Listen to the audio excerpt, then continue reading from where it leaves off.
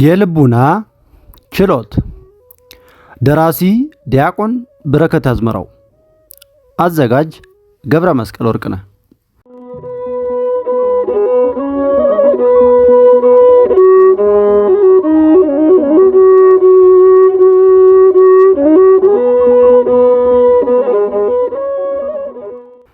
ክፍል 2 ምዕራፍ 1 ታሪካዊ ዳራዎች የክርስትና እስልምና ማህበረሰባዊ መስተጋብርና የሊቃውንት ግለ ታሪክ ዳሰሳ መግቢያ በሰባተኛው መቶ ክፍለ ዘመን በአረብ ምድር የተነሳው እስልምና በፍጥነት በመስፋፋት በክርስትና ታሪካቸው የሚታወቁ ግብጽና ሶሪያን የመሳሰሉ አካባቢዎችን በመያዝ ፖለቲካዊ አስተዳደሩንና ባህሉን መቆጣጠር የጀመረው በዛው ክፍለ ዘመን መጨረሻ አካባቢ ነበር።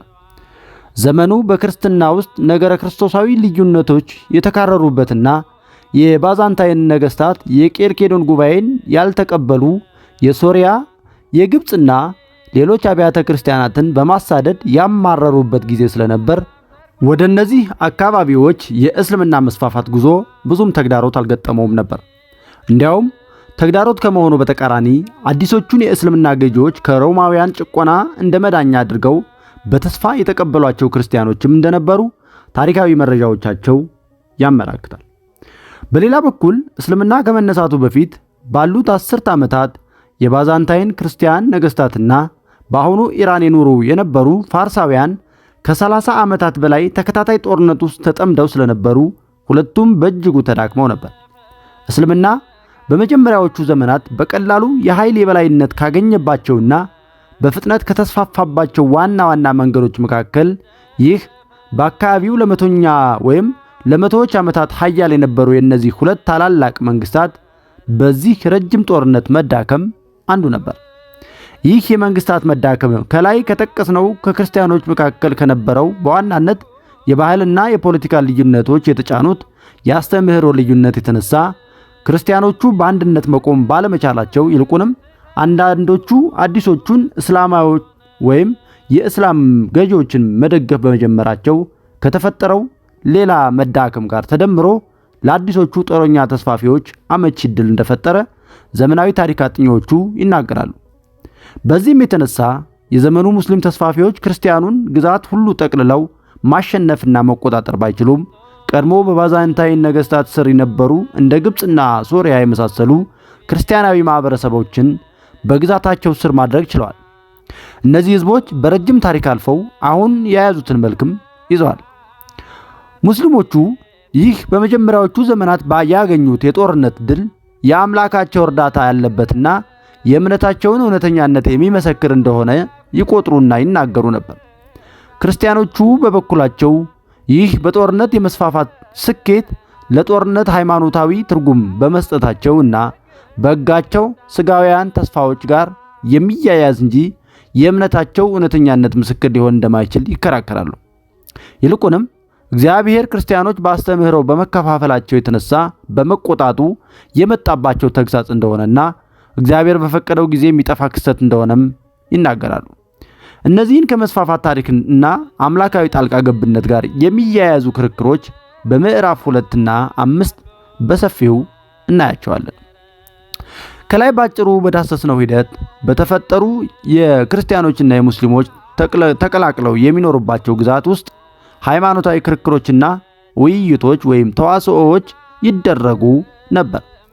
ተዋስኦ ማለት ተዋሳ ካለው የግዕዝ ቃል የተነሳ ሲሆን ተመላለሰ፣ ተነጋገረ፣ ተከራከረ፣ ተሟገተ፣ ተባባለ ማለት ነው።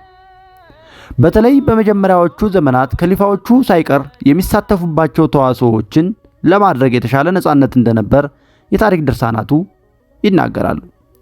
ከነዚህ ተዋስኦዎች መካከል ከከሊፋ አልማሃዲና ከከሊፋ አልመሙን ዘመናት የተደረጉ ተጠቃሾቹ ናቸው።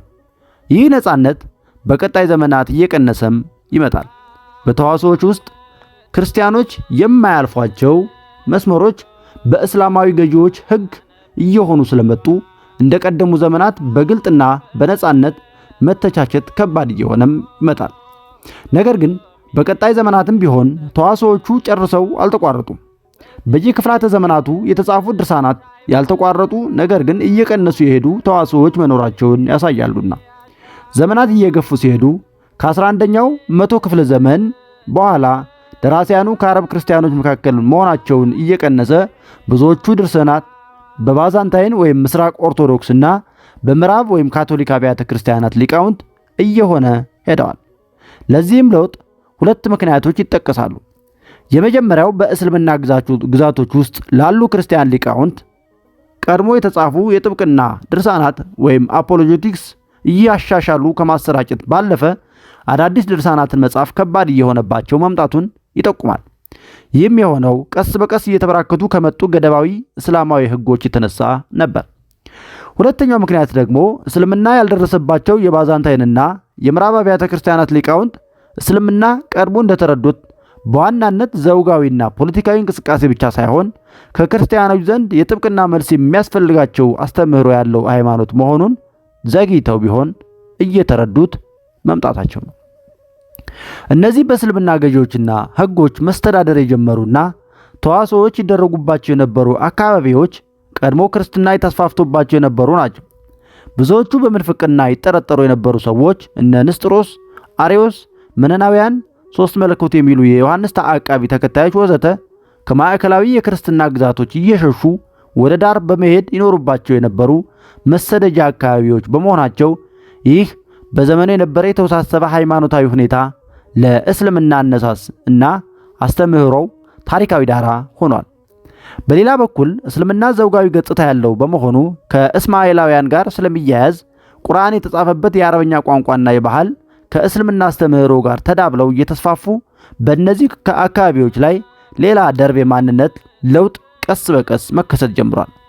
የማንነት መሰረቱ ሃይማኖት በመሆኑ የማንነት ቀውስ ወደ ሃይማኖታዊ ቀውስ እየመራቸው በእነዚህ ዘመናት ከክርስትና ወደ እስልምና የሚሄዱ ቁጥራቸው ትንሽ አልነበረም።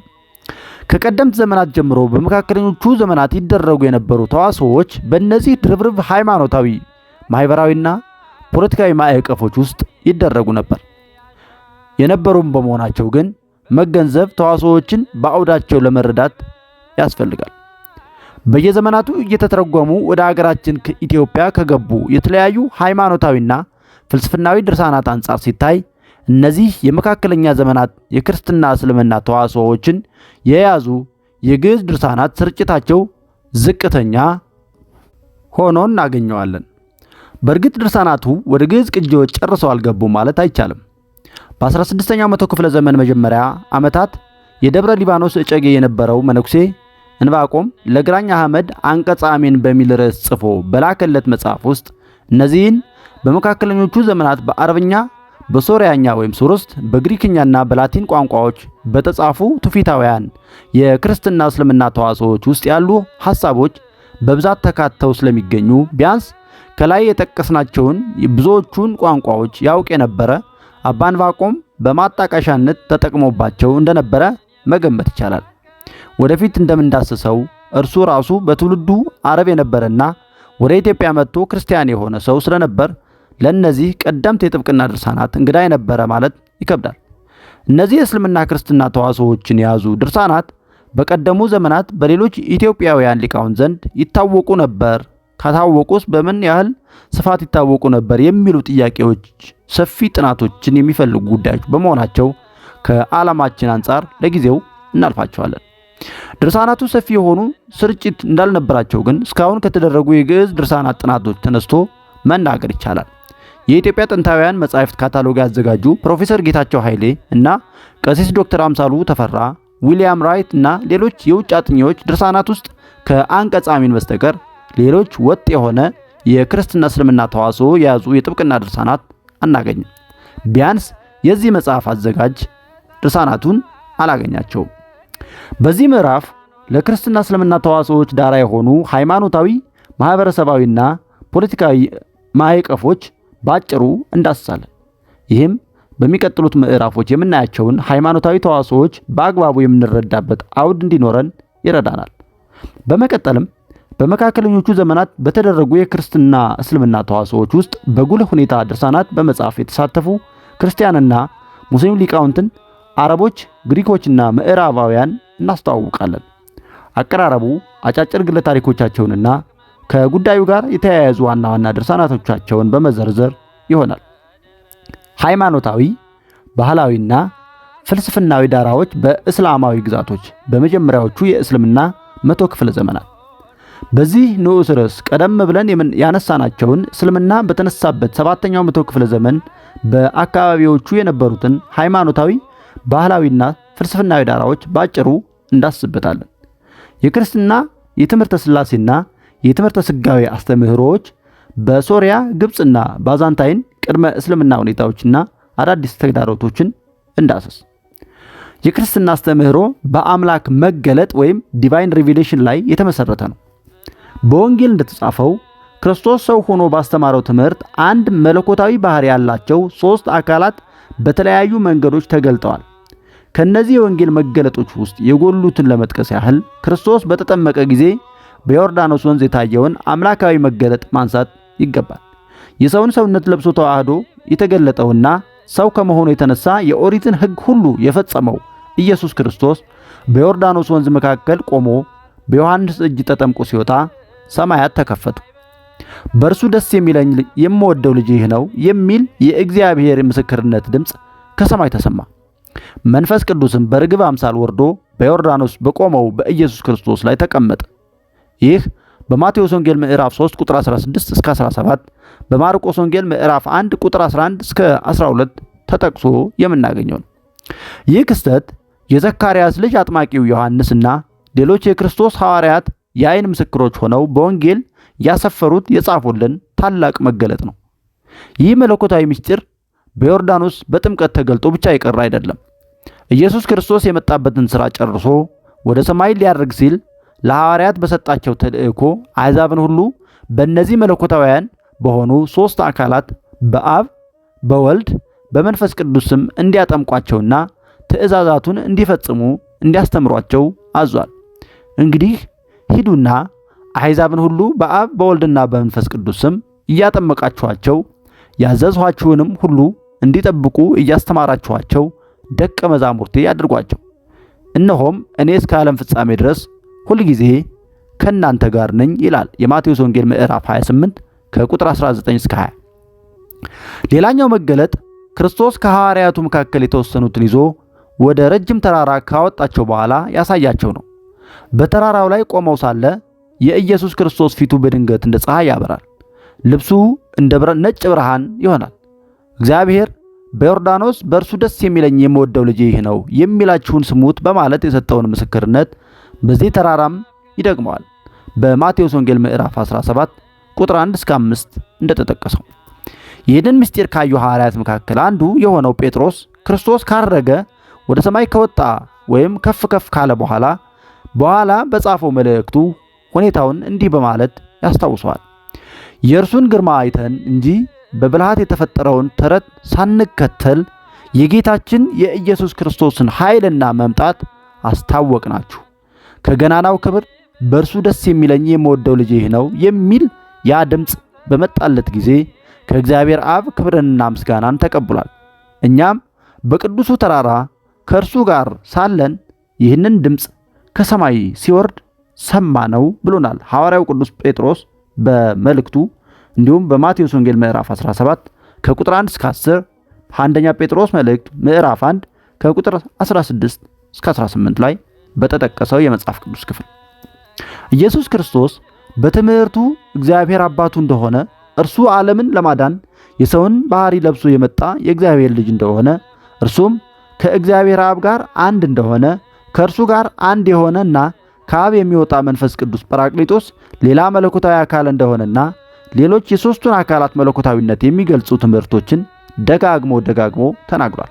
ሐዋርያቱም ይህንኑ መስክረዋል። በማቴዎስ ወንጌል ምዕራፍ 14 ቁጥር 33፣ በማርቆስ ወንጌል ምዕራፍ 14 ቁጥር 61 እስከ 62፣ በሉቃስ ወንጌል ምዕራፍ 4 ቁጥር 44፣ 1 ዮሐንስ ወንጌል ምዕራፍ 1 ቁጥር 14፣ እንዲሁም በዮሐንስ ወንጌል ምዕራፍ 3 ቁጥር 16 እስከ 18፣ በገላትያ መልእክት ምዕራፍ 2 ቁጥር 20 ላይ፣ በዮሐንስ ወንጌል ምዕራፍ 5 ቁጥር 26፣ በዮሐንስ ወንጌል ምዕራፍ 10 ቁጥር 36፣ በዮሐንስ ወንጌል ምዕራፍ 11 ቁጥር 4፣ በዮሐንስ ወንጌል ምዕራፍ 14 ቁጥር 13፣ በሐዋርያት ሥራ ምዕራፍ 8 ቁጥር 37፣ በሮሜ መልእክት ምዕራፍ 1 ቁጥር 3 እስከ 4፣ በሐዋርያት ሥራ ምዕራፍ 13 ቁጥር 33፣ በኤፌሶን መልእክት ምዕራፍ 4 ቁጥር 13፣ በዕብራውያን መልእክት ምዕራፍ 5 ቁጥር 5፣ በአንደኛ ዮሐንስ መልእክት ምዕራፍ 4 ቁጥር 15፣ በአንደኛ ዮሐንስ መልእክት ምዕራፍ 5 ቁጥር 9 እስከ 10 በተጠቀሱት ቦታዎች የመጽሐፍ ቅዱስ ክፍሎች ይህ ሁሉ ተጠቅሶላቸዋል። ይህ የምስጢረ ሥላሴ ትምህርት በፍጡራን አእምሮ ሙሉ በሙሉ ሊደረስበት የማይችል ቢሆንም ክርስቶስ ያስተማረው ለዓለም በገለጠው ድንቅ የመስዋዕትነት ፍቅርና እጅግ ብዙ በሆኑ ተአምራት ሁሉ የተመሰከረለት በመሆኑ ከጥንት ጀምሮ ክርስቲያኖች በእምነት ተቀብለውት ይኖራሉ። በእርግጥም አምላካዊ ምስጢር ለፍጡራን አእምሮ ቀላል ቢሆን ይገርማል እንጂ ረቂቅ መሆኑ አይገርምም። በፍጡራን አእምሮ በምልአት የታወቀ ሁሉ ውሱን በመሆኑ ፈጣሪ ሊሆን አይችልምና ይህ ጉዳይ በምዕራፍ 3 እንመለከተዋለን። ኢየሱስ ክርስቶስ ይህንን ሲያስተምር የእግዚአብሔር አንድነት ትምህርትን አልሻረም። ይልቁንስ በኦሪት ቀዳሚ ሕግ የሆነውን እግዚአብሔር አንድ እንደሆነና ከእርሱ በቀር ሌላ አምላክን ማማልክትንም ማምለክ እንደማይገባ የሚናገረውን ሕግ በወንጌልም አጽንቶታል። ይህ እንዴት ሊሆን ይችላል? በክርስቶስ መገለጥና ትምህርቶች የታዩት ሦስት መለኮታውያን አካላት እንዴት አንድ አምላክ ሊሆኑ ይችላሉ? አንድነትና ሦስትነት እንዴት በአንድ ላይ ሳይቃረኑ መኖር ይችላሉ? የሚሉ ጥያቄዎችን መነሳታቸውም አይቀርም። ክርስቲያኖች የሰው ውሱን አእምሮ ሊመረምረው እስከሚችለው ድረስ አብራርተዋል። ልዩ ልዩ ፍልስፍናዊ ዕውቀት የነበራቸው ሰዎች ወደ ክርስትና ሲገቡ ጥያቄዎችን ጨምረው ይዘው በመግባታቸውና ለእነዚህ ጥያቄዎች የጥብቅና ማብራሪያ መስጠት ስለሚገባ በቅዱሳት መጻሕፍት በመደገፍ የሚቻለውን ያህል አመክንያዊ ማብራሪያ ለመስጠትም ጥረዋል። በአመክንዮ በላይ የሚሆነው ነገር ደግሞ በእምነት መቀበል እንደሚገባ በአጽንኦት ጠቁሟል። በመጀመሪያዎቹ የክርስትና ዘመናት የነበሩ ውዝግቦች፣ የተደረጉ ዓለም አቀፍ ጉባኤያትና የተነሱ አፈንጋጭ ምንፍቅናዎች ሁሉ ማጠንጠኛቸው ይህ የትምህርተ ሥላሴ ጉዳይ እንደነበረ የጥንት ቤተክርስቲያን ታሪክ ይነግረናል። እነዚህ ውዝግቦች እስከ 6ኛው መቶ ክፍለ ዘመን ድረስ በተለያዩ አቅጣጫዎች የቀጠሉ ቢሆንም በእስልምና መነሳት ዋዜማ ትምህርተ ሥላሴ የታወቁ አገላለጾች ያሉትና በትውፊታውያን የክርስትና ማህበረሰቦች ወይም ሜንስትሪም ክርስቲያኒቲ በተባለው ዘንድ ማዕከላዊ የእምነት አቋም በመሆኑ ጸንቶ ይኖራል። ይህንንም በትምህርተ ሥላሴ የጥንት ቤተክርስቲያን ሊቃውንትና ጉባኤያት የእምነት አቋም እንዲሁም የተነሱ ምንፍቅናዎች በሰፊው ለማጥናት የሚከተሉትን መጻሕፍት መመልከት ተገቢ ነው። የመጀመሪያው አቡነ ጎርጎርዮስ ካለ የሸዋ ሊቀ ጳጳስ የቤተክርስቲያን ታሪክ በዓለም መድረክ በሚል የታተመ መጽሐፍ ሲሆን ሌሎቹ የእንግሊዝኛ መጻሕፍት ናቸው። ኤርሊ ክርስቲያን ዶክትሪንስ የተባሉ እና ጋድ ኤን ፓትሪስቲክ ታውት የተባሉ መጻሕፍት ተጠቅሶ እናገኛቸዋለን። እስልምና በተነሳበት የ7ኛው መቶ ክፍለ ዘመን የመጀመሪያ አጋማሽ በክርስትናው ዓለም በትምህርተ ሥላሴ አገላለጽ ዙሪያ ከሞላ ጎደል ስምምነት ነበረ። ይህ ክርስትና ትምህርተ ሥላሴ በአካል ሶስት የሆነው እግዚአብሔር በአምላካዊ ባህሪ፣ በህልውና፣ በፈቃድ፣ በክብር፣ በግብር ፍጥረታትን በመፍጠር በመመገብ በማዳን ወዘተ አንድ ነው። ሶስቱ የሥላሴ አካላት የየራሳቸው የማይቀያየሩት ስም አላቸው። አብ፣ ወልድ፣ መንፈስ ቅዱስ።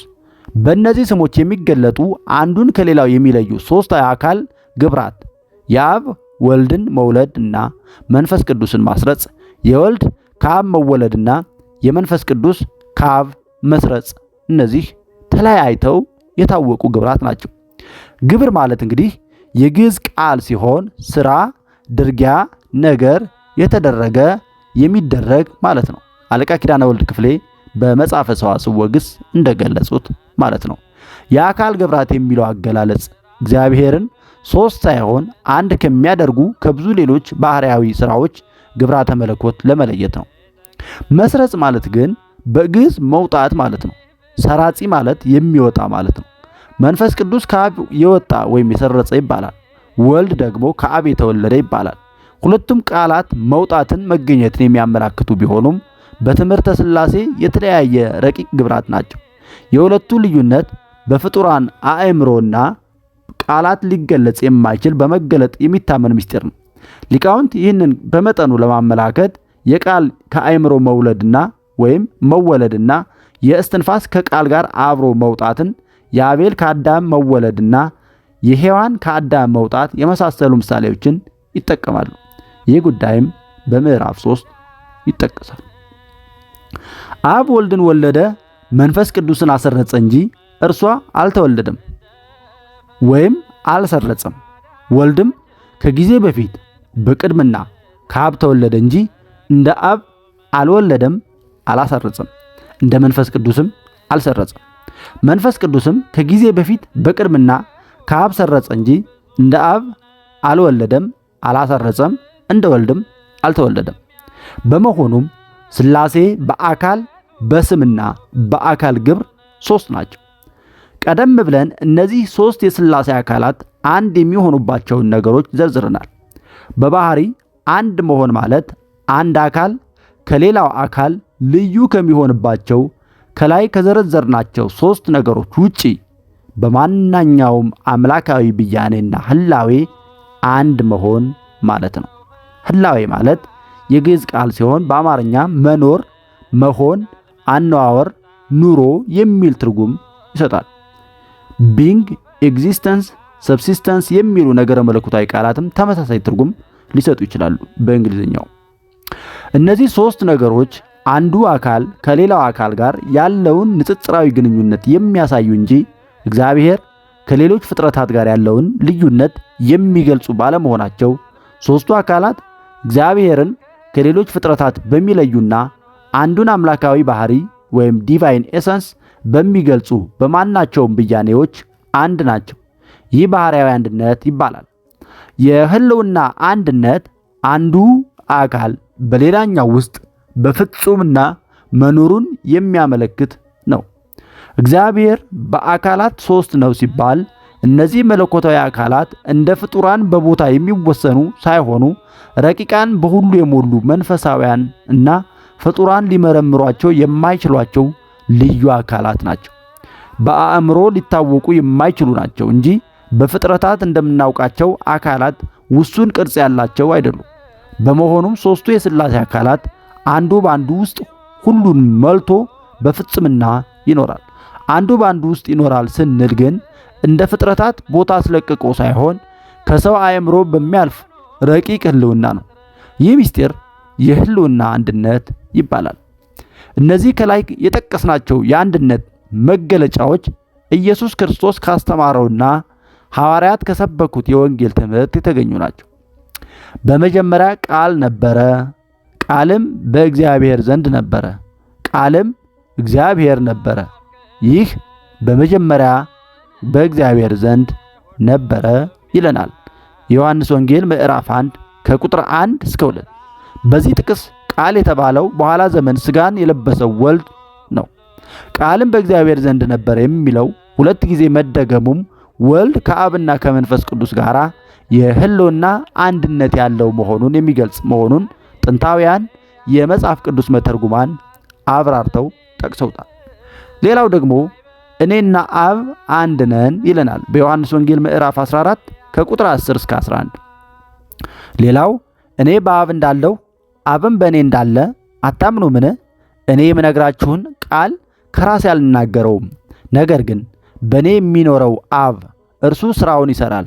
እኔ በአብ እንዳለው አብም በእኔ እንዳለ እመኑኝ፣ ባይሆንስ ስለ ራሱ ስለ ሥራው እመኑኝ ብሎ በዮሐንስ ወንጌል ምዕራፍ 10 ቁጥር 30 ላይ ይናገራል። ይህ የአንድነት ሦስትነት ወይም ሥላሴ ትምህርት ከጥንት ጀምሮ ከፍልስፍና ጋር እያጋጩ እንግዳ ትምህርት በማምጣት በሚያፈነግጡ መናፍቃን ብዙ ጥያቄ የተነሳበትና መልስ የተሰጠበት ጉዳይ ነው። የትምህርተ ሥላሴ በረጅሙ የክርስትና ጥንታዊ ታሪክ በተደረጉ የጥብቅና ተዋሶዎች እንዲሁም በዓለም ዙሪያ የተሰበሰቡ የክርስትና አባቶች ከነርሱ በቀደሙት ሳይቋረጥ በትውፊት የተቀበሉትን እምነታቸውን በመሰከሩባቸው ዓለም አቀፍ ጉባኤያት የእምነት መገለጫዎች ወይም ክሪድስ በጥንቃቄ ተገልጾ የሚገኝ ትምህርት ነው።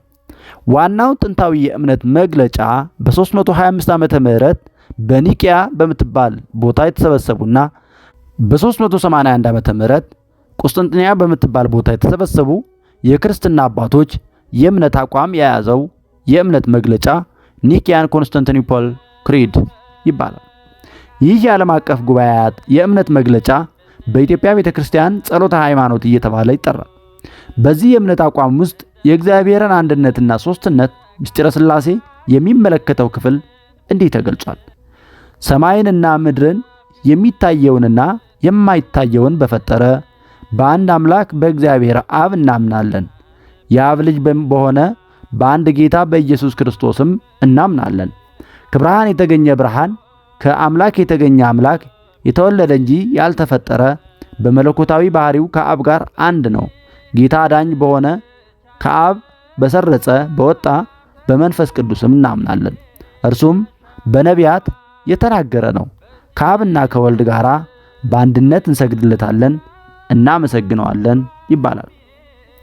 ዘሰለስቱ ምዕት ሃይማኖተ አበው ገጽ 46-47 በኢትዮጵያ ቤተክርስቲያን ትልቅ ቦታ ያለው ከጥንት ቤተክርስቲያን አባቶች ድርሳናት የተውጣጡ ማብራሪያዎችን የያዘው ይህ ሃይማኖተ አበው መጽሐፍ በትምህርተ ሥላሴና ትምህርተ ስጋዌ ዙሪያ ሰፊ ሐተታዎችን ይዟል።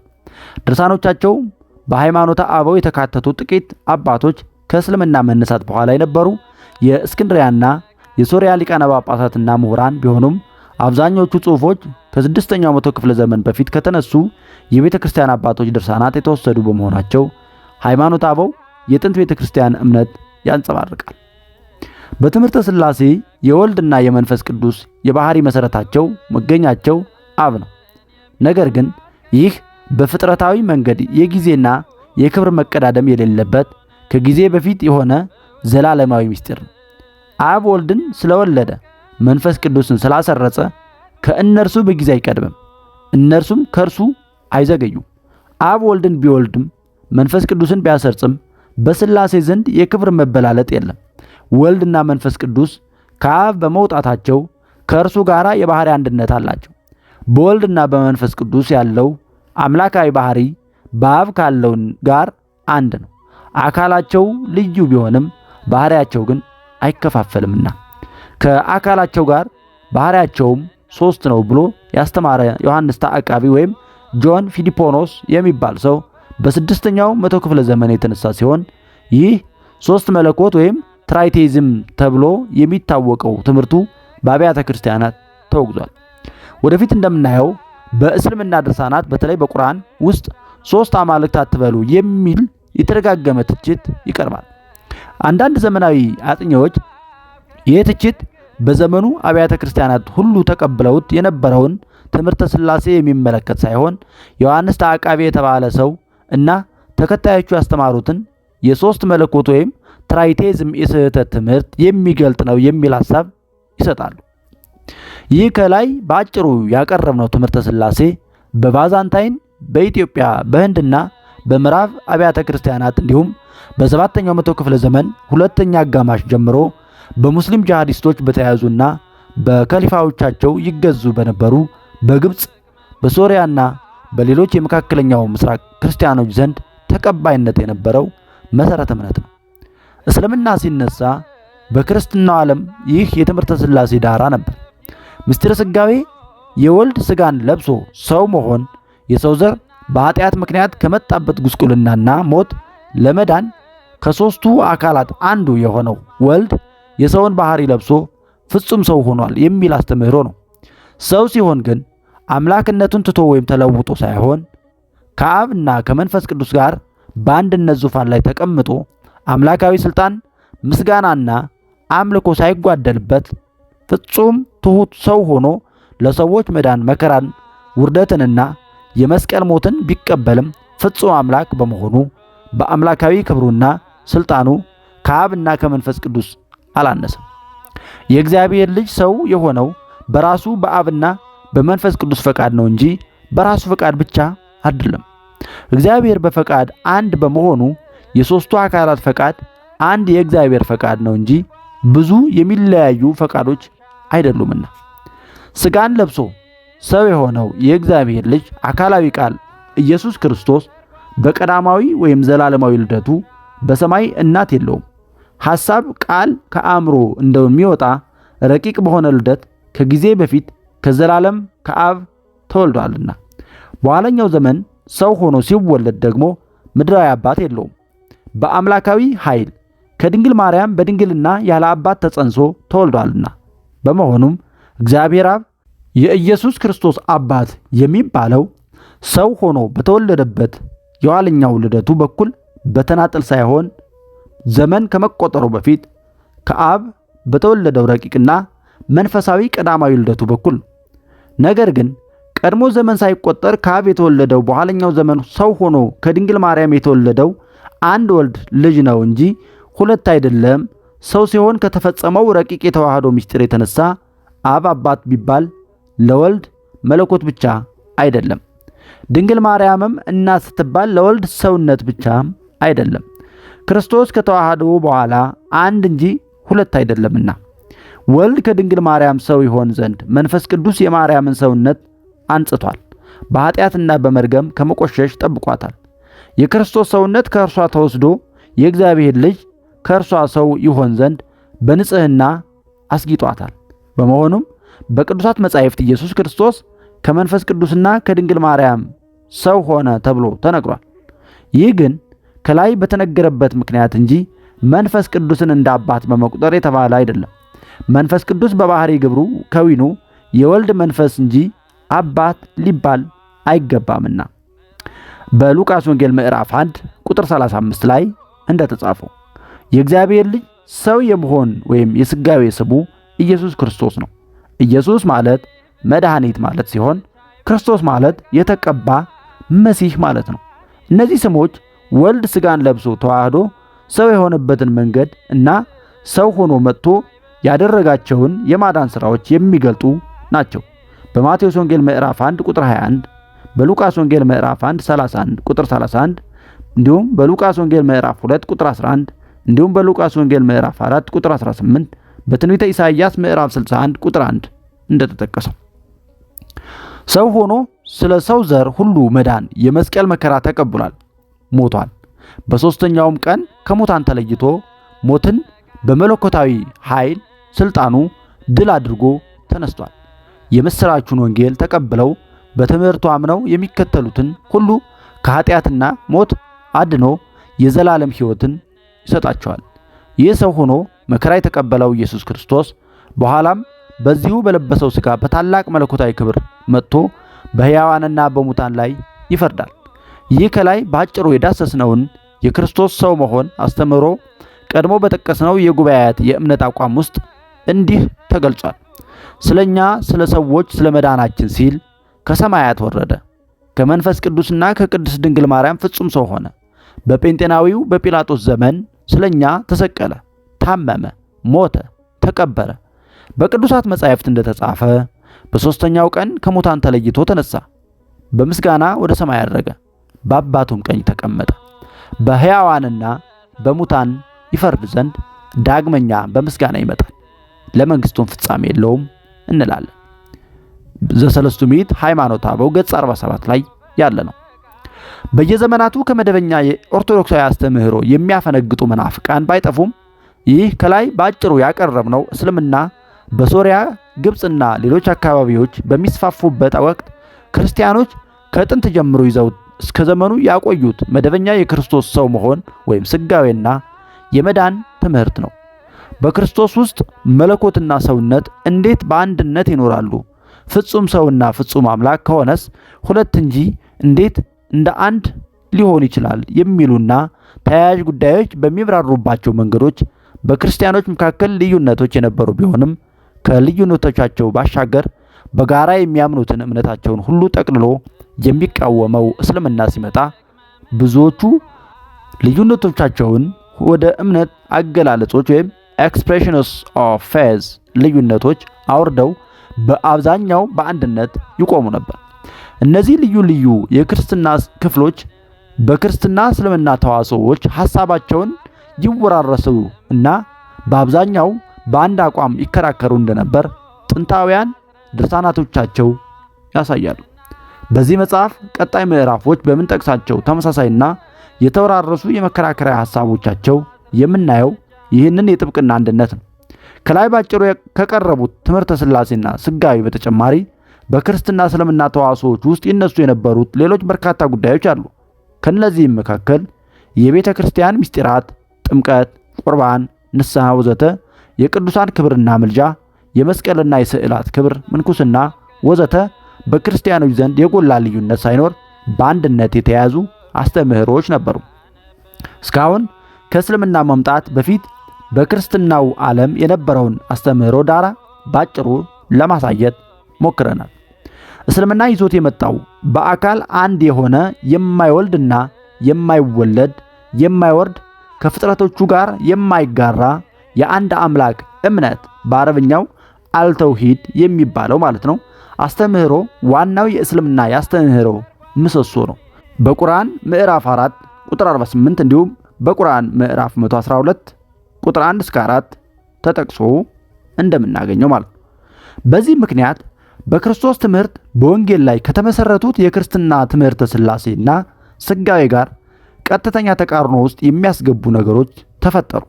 በእርግጥ ከእስልምናም በፊት ትምህርተ ሥላሴንና ስጋዌን የሚቃወሙ አስተምህሮዎች ተነስተው ስለነበር እስልምና የመጀመሪያው አልነበረም። እግዚአብሔር 3 አካላት ሊኖሩት አይችልም፣ አንድ አካልና ገጽ ብቻ ሊኖሩት ይገባል ብለው የተነሱት ሞናርኪያኒስቶች ከእስልምናም ቀድመው ተነስተው ነበር። የአረዳድ ልዩነት ቢኖርም እነዚህ ስብስቦች ከሞላ ጎደል ቅዱሳት መጻሕፍትን የሚቀበሉ ስለነበሩና በአንዱ እግዚአብሔር ውስጥ ያለው ልዩ የአካል ሦስትነት ትምህርት ጠንካራ የቅዱሳት መጻሕፍት ድጋፍ ያለው የክርስትና መገለጥ ዋና መሠረት በመሆኑ በቤተ ክርስቲያን ሊቃውንትና በዓለም አቀፍ ጉባኤያት መድረክ ትምህርታቸው ተሸንፎ ውድቅ ሆኗል። እስልምና ልዩ የሚያደርገው በምዕራፍ 2 እንደቀረበው የክርስቲያኖች ቅዱሳት መጻሕፍት መበላሸታቸውን የሚናገር ሌላ መገለጥ ወይም ቁርአን አለኝ ብሎ መምጣቱ ነው። በዚህም ምክንያት ክርስቲያን ሊቃውንት በሌሎቹ ያደረጉት እንደነበረው ቅዱሳት መጻሕፍትን እየጠቀሱ መልስ በመስጠት ሙስሊሞቹን ለማሳመን እና ለአስተምህሮቹ የጥብቅና ሥራ ለመስራት ለመቆም ቢሞክሩም ተቀባይነት የሌለው ሆነ። ይልቁንም የክርስቲያኖች መጻሕፍት ቀድመው ስለተበላሹ ምስክርነታቸውን አንቀበልም የሚለው ቁርአናዊ ትምህርት ሌላ አቅጣጫን ከፈተ። ክርስቲያኖች በኢየሱስ ክርስቶስ ትምህርትና ተአምራት ምስክርነት በእምነት ተቀብለውት የሚኖሩና በሰው አእምሮ በመላት ሊታወቅ የማይችለው ረቂቅ ክርስቲያናዊ አስተምህሮ ከመጽሐፍ ቅዱሳዊ ይመሰክሩ ተለይቶ በሙስሊም ተቺዎቻቸው በክርስቲያን ጠበቆችም መልስ ሰጪዎችም የጋራ መቆሚያ ሊሆን በሚችለው አመክንዮአዊ ራሽናልና አናሎጂካል መንገድ ይመረመርና ይተነተን ጀመር። ይህ አካሄድ በክርስቲያኖች ዘንድ የሚመረጥ ሆኖ ሳይሆን በጋራ ተቀባይነት ያላቸው ቅዱሳት መጻሕፍት በሌሉበት ሁኔታ የክርስትና እስልምና ተዋጽኦዎች ወደዚህ አካሄድ መግባትን በግድ ይጠይቁ ስለነበር ነው። በቀደሙ ዘመናት በሦስቱ አካላት መገለጥ ላይ ተመስርቶ የሚቀርበው ዋና ጥያቄ እነዚህ በመገለጥ ያወቅናቸው የሥላሴ አካላት እንዴት አንድ እግዚአብሔር ሊሆኑ ይችላሉ የሚል ነበር። በጥንት ቤተክርስቲያን ትውፊት የተሰጡ ሐተታዎችም ይህንን አቅጣጫ የተከተሉ ነበሩ። በክርስትና እስልምና ተዋጽኦዎች ግን ሁለቱም በአመክንዮ ከሚስማሙበት የእግዚአብሔር አንድነት ወይም ተውሂድ በመነሳት ጥያቄው አንድ አምላክ እንዴት 3 ሊሆን ይችላል የሚል ሆነ። ይህም ሐሳባዊ የአቅጣጫ ለውጥ መደረጉን ያመለክታል። በዚህም የተነሳ በክርስትና እስልምና ተዋጽኦዎች ከቀደሙ የክርስትና አይሁድ ተዋጽኦዎች እና ከሌሎች ጥንታውያን የጥብቅና ሥራዎች የተወረሱ ብዙ ነገሮች ቢኖሩም ከበፊቱ ለየት ያሉ ተግዳሮቶች መኖራቸውና በዚህም የተነሳ ከቀድሞ ለየት ያለ ጥብቅና እና አቅጣጫ እንዳስፈለጉ እንረዳለን።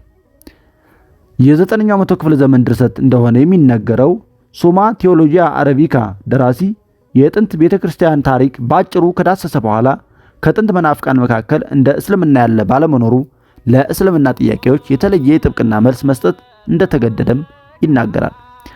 ክርስቲያኖች ዋናው የሃይማኖታቸው መሰረት አምላካዊ መገለጥ መሆኑን በጥብቅና ወይም በጽናት ያምናሉ። ለሙስሊሞች ተቺዎቻቸውም ይህንን ዘውትር ደጋግመው መናገራቸውን አላቆሙም። ነገር ግን መገለጡን ካላመናችሁ መነጋገር አንችልም ብለው ለእስላማዊ ጥያቄዎች፣ ትችቶች መልስ መስጠቱን አልተውትም።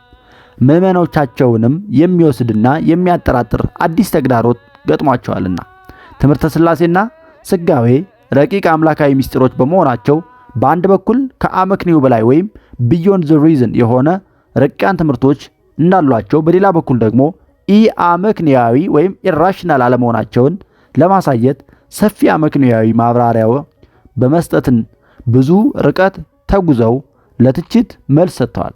እምነታቸውንም በአመክንዮ አስረድተዋል። ይህ ጥረት በዚህ መጽሐፍ ቀጣይ ምዕራፎች የምናየውን አመክንዮ ተኮር ተዋጽኦ ወልዷል።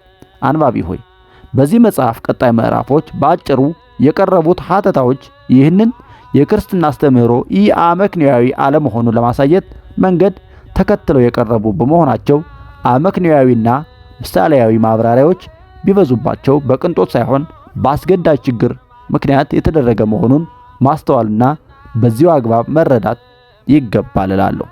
ለዛሬው እዚህ ይብቃል። ቀጣዩ በቀጣይ ክፍል እንመለከተዋለን። እስከዛው ቸርን ሰንብት። ወስብሐት ለእግዚአብሔር ወለወላዲቱ ድንግል ወለመስቀሉ ክቡር። ይቆየን።